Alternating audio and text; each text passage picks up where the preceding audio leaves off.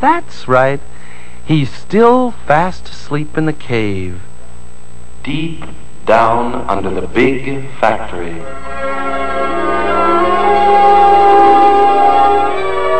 Then all of a sudden, the bear awoke and yawned, and he stretched one arm and then the other, and started walking up the stairs to the entrance. And yawned, and stepped out into the bright spring sunshine. His eyes were only half opened, as he was still very tired and sleepy. But his eyes didn't stay half opened long. They suddenly popped wide apart. He looked around him. Where was the forest, the grass, the trees, the flowers? What had happened? Everything was so strange. He didn't know where he was. But we know where he is, don't we? Yes, indeed. He's right in the middle of the big, busy factory. Just then a man dressed in overalls walked up to the puzzled bear and said, "Hey, you! I'm the foreman of this factory. You'd better get back to work." "Oh, I don't work here. I'm a bear." That's a fine excuse for a man to keep from doing any work. Saying he's a bear. But I am a bear. Don't try to fool me. You are not a bear. You are a silly man who needs a shave and wears a fur coat. Oh, no, you're mistaken. I am a bear. A bear? We'll see about that. I'm going to take you to the general manager.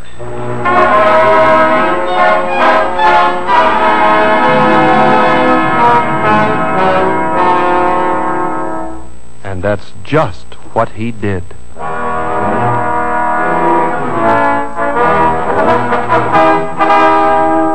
The general manager had a small office with one wastebasket and one telephone and one secretary. Come in. The general manager became very angry and said, "You're not a bear. You're a silly man who needs a shave and wears a fur coat." "Oh, I'm sorry to hear you say that. You see, I am a bear." We'll see about that. I'm going to take you to the third vice president.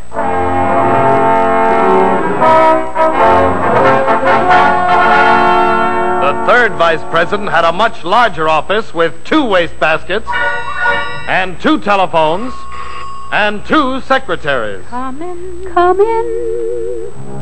The third vice president became very, very angry and said, You're not a bear. You're a silly man who needs a shave and wears a fur coat. "Oh, but that isn't true. I'm a bear. Just a plain, ordinary, everyday bear." We'll see about that. I'm going to take you to the second vice president.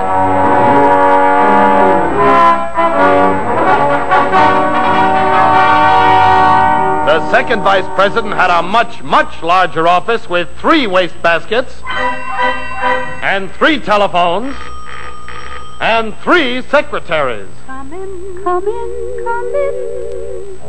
The second vice president became very, very, very angry. You're not a bear. You're a silly man who needs a shave and wears a fur coat. Who, me? Oh, how can you say that when I am a bear? We'll see about that. I'm going to take you to the first vice president.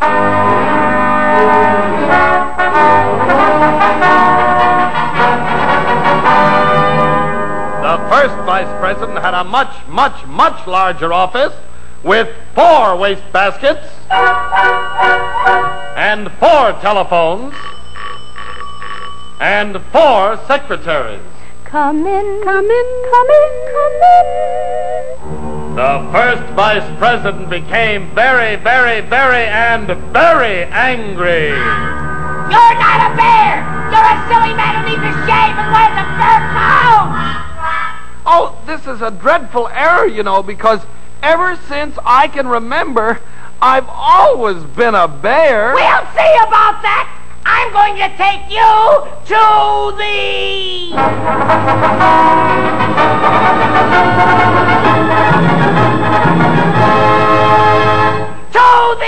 President's office. No, not that.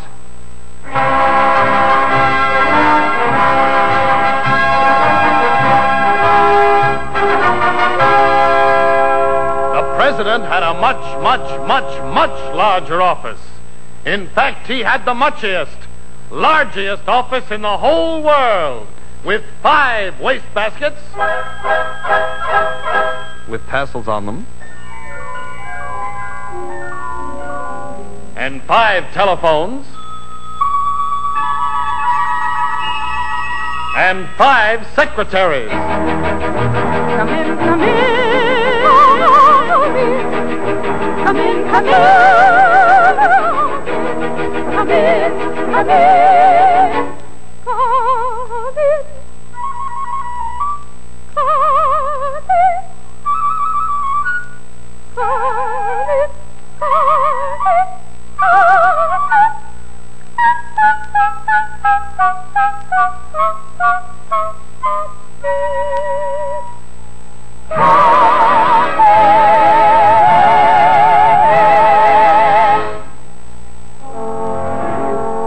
The bear walked across the huge office, up past the first secretary, the second, the third, the fourth, and the 5th, past the 5 beautiful wastebaskets with lovely tassels on them, to the huge desk of the President. The bear stood there a moment, and then... Pardon me, Mr. Factory President. I don't work here. Honest, I'm a bear. And please don't say I'm a silly man who needs a shave and wears a fur coat. The President, in his big office, sitting in his big chair, behind his big desk, looked at the bear, and then...